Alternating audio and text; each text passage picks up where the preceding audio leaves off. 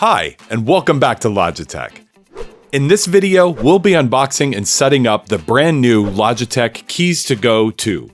This is an ultra-portable keyboard for a truly great typing experience on the go. Despite its size, it's packed with features that will take your productivity to new heights.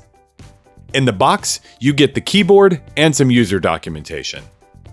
Now, taking a quick tour around the keyboard, you have the power switch on the top, with the battery compartment to the left, which is fully protected by a built-in cover.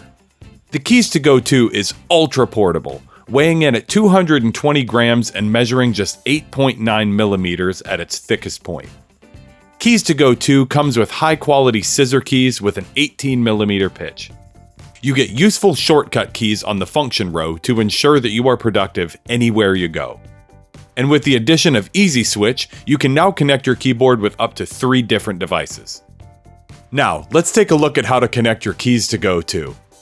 Your keyboard can be connected to a device via Bluetooth. The keyboard comes with the power switch in the on position.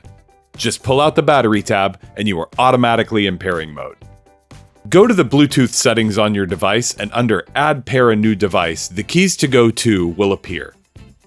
Click on it and follow the on-screen instructions and you have now successfully connected your keyboard to your device. Keys to Go 2 has multi-OS compatibility, and to assign the proper keyboard layout for your operating system, press the following key sequences for 3 seconds. For Windows, press Function and P. For Mac, press Function and O. For Chrome, press Function and C. And for Android, press Function and G. With an ultra-portable form factor, loads of useful features, Easy Switch, 36 months of battery life, and a built-in cover to keep everything protected, Keys to Go 2 is the best ultra-portable keyboard for great typing on the go. If you have any questions or for more information, please feel free to reach out to us at our support site, linked in the description. Thank you for joining me, and I'll see you next time.